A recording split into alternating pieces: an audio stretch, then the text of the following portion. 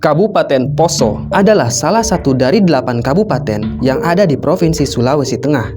Kabupaten Poso memiliki penduduk mayoritas Muslim di desa-desa, sedangkan di dataran tinggi penduduknya mayoritas Protestan. Selain penduduk asli Muslim, terdapat juga pendatang orang Bugis dari Sulawesi Selatan dan Gorontalo bagian utara. Kabupaten Poso ini juga menjadi fokus pada program transmigrasi pemerintah. Tujuan program transmigrasi ini adalah untuk membawa warga dari daerah padat penduduk mayoritas Muslim seperti Jawa dan Lombok, serta Pulau Bali yang dominan Hindu. Daerah padat penduduk ini akan dibawa ke daerah yang jarang penduduknya. Dari keadaan tersebut, pada tahun 1990-an, akhirnya penduduk Muslim di Kabupaten Poso bertambah hingga 60%. Para pendatang ini kemudian membuat adanya persaingan ekonomi antara penduduk asli Poso yang mayoritas Kristen dengan para pendatang Bugis yang memeluk Islam.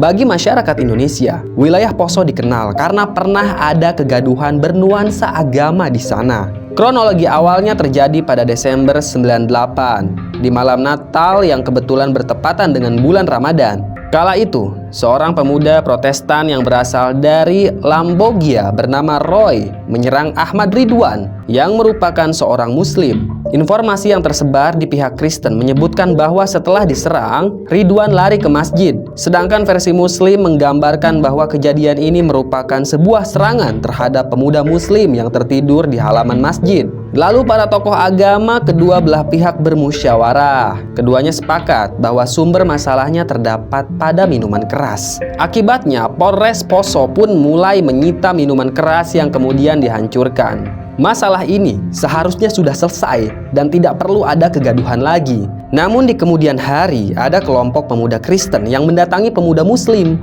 Menurut rumor, mereka tidak terima karena toko milik orang Kristen akan disegel. Pertemuan itu berakhir dengan kegaduhan. Selanjutnya, pada 27 Desember 1998, kegaduhan besar pun terjadi. Para pejabat pemerintah Kabupaten Poso banyak mendapat serangan melalui spanduk, surat kaleng, dan grafiti.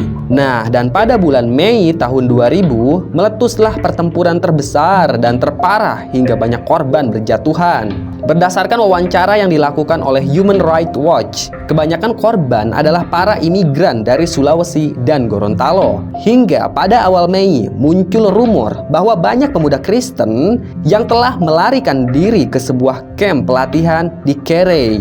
Pasukan Kristen menamai operasi ini dengan sebutan Kelelawar Merah dan Kelelawar Hitam. Pasukan ini disebut-sebut dipimpin oleh Fabianus Tibo, seorang imigran dari Flores, Nusa Tenggara Timur.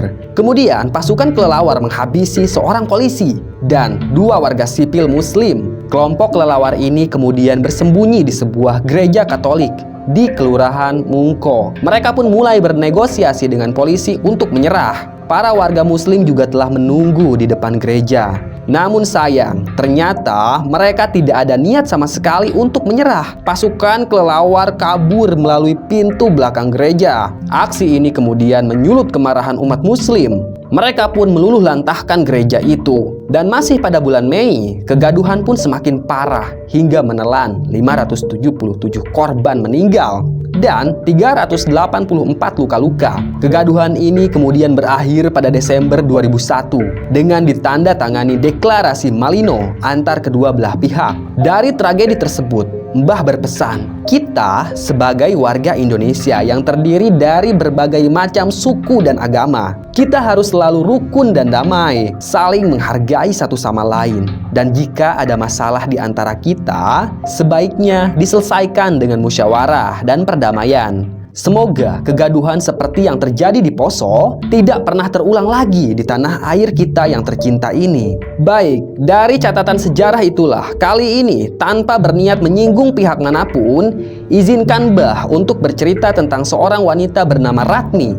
Tanpa banyak basa-basi lagi, langsung aja kita simak ceritanya. Ratmi tinggal di sebuah rumah sederhana bersama ayahnya. Sementara ibunya Ratmi sudah lama meninggal. Dan dia itu anak tunggal. Di rumah tersebut, Ratmi hanya tinggal berdua bersama ayahnya. Rumah mereka terletak persis di pinggir jalan. Sehingga ayahnya Ratmi memutuskan untuk membuka sebuah usaha servis sepeda.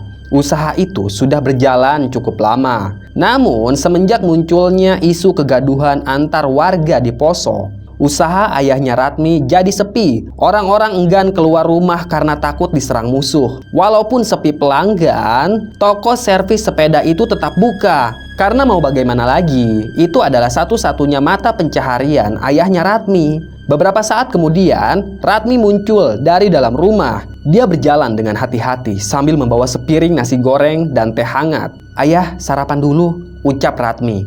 Ayahnya itu tersenyum sambil menerima sepiring nasi goreng dari putrinya. Ratmi saat itu berumur 17 tahun. Dia pun duduk di samping ayahnya. "Sepi ayah," ucap Ratmi. "Ya beginilah, namanya juga usaha, kadang sepi, kadang rame," timpal ayahnya Ratmi sambil menyendok nasi goreng. "Ini pasti gara-gara kegaduhan minggu lalu. Orang-orang jadi takut keluar rumah," kata Ratmi.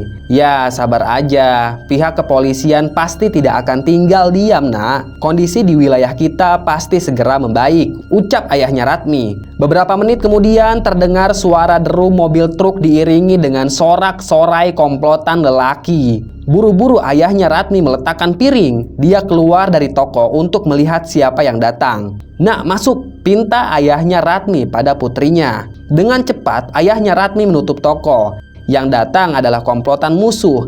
Mungkin mereka hendak menyerang kawasan itu. "Ada apa ya?" tanya Ratmi ketakutan. "Mereka datang," bisik ayahnya. Ayahnya Ratmi mengintip dari celah jendela. Tepat di depan pintu rumah mereka, sebuah mobil truk yang dipenuhi lelaki melintas. Mereka bernyanyi sambil mengacungkan senjata masing-masing. "Ratmi, ambil tas.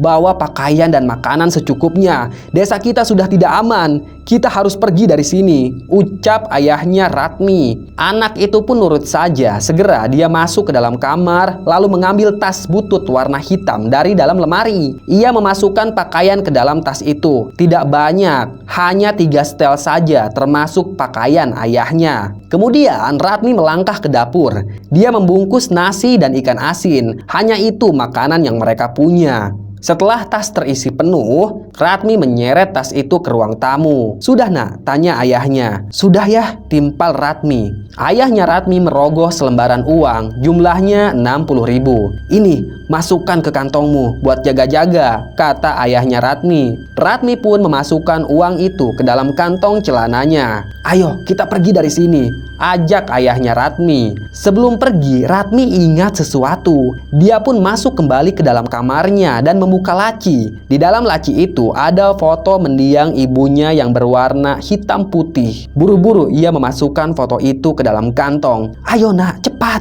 pinta ayahnya yang berdiri di depan pintu kamar. Lelaki itu menggendong tas hitam yang penuh dengan pakaian dan makanan.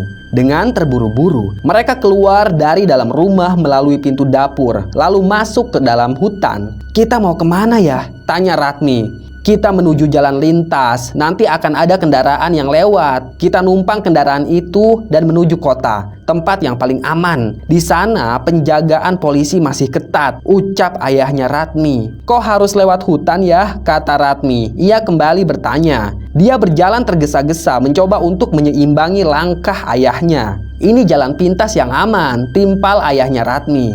"Sebentar ya," ucap Ratmi. Dia jongkok, sandal jepitnya copot. Maklum, sendal itu sudah sangat usang, jadi sering copot di bagian depan. Setelah sendal itu dibetulkan, Ratmi kembali berjalan. Ratmi menoleh ke sekeliling. Tidak ada saung atau rumah warga di sana. Yang dia lihat hanya pohon-pohon besar yang rindang. Juga koloni monyet bergelantungan pada dahan-dahan pohon. Ratmi ketakutan. Ia menggenggam lengan ayahnya. Dan tiba-tiba saja ayahnya Ratmi berhenti. Dia seperti mendengar suara aneh yang tak jauh dari sana. "Kenapa ya?" tanya Ratmi. "Shh, jangan bersuara," desis ayahnya Ratmi. "Hahaha, habisi dia!" Terdengar sayup-sayup seorang lelaki dan teriakan orang yang kesakitan. Lalu dari balik dedaunan, ayahnya Ratmi melihat bahu-bahu sekelompok orang yang mendekat. Itu musuh. Ayahnya Ratmi bingung. Dia tidak tahu harus bagaimana. Kalau dia lari, pasti ketahuan. "Woi, ada musuh!" teriak seorang lelaki sambil menunjuk ke arah ayahnya Ratmi. Untung saja saat itu Ratmi tidak terlihat. "Ratmi, masuk ke semak-semak itu, pinta ayahnya Ratmi sambil menunjuk semak-semak yang ada di sebelah kanan. Kemudian Ratmi pun masuk ke dalam semak-semak. Tubuhnya sama sekali tidak terlihat karena tertutup oleh dedaunan. Sementara itu, ayahnya Ratmi lari untuk mengalihkan perhatian musuh agar anaknya selamat. "Kejar!" teriak komplotan musuh sambil berlari mengejar ayahnya Ratmi. Ayahnya Ratmi lari sekuat tenaga menerjang semak-semak. Dia sudah melepaskan sendalnya agar bisa lari lebih cepat. Namun naas, kaki kanannya tersandung akar pohon. Ayahnya Ratmi pun jatuh berdebam. Dia tidak punya waktu untuk bangkit lagi. Komplotan musuh sudah berdiri di hadapannya. "Kena kau," kata musuh pada ayahnya Ratmi. "Ampun bang, saya tidak ikut-ikutan. Saya hanya warga biasa," kata ayahnya Ratmi sambil mengangkat tangan.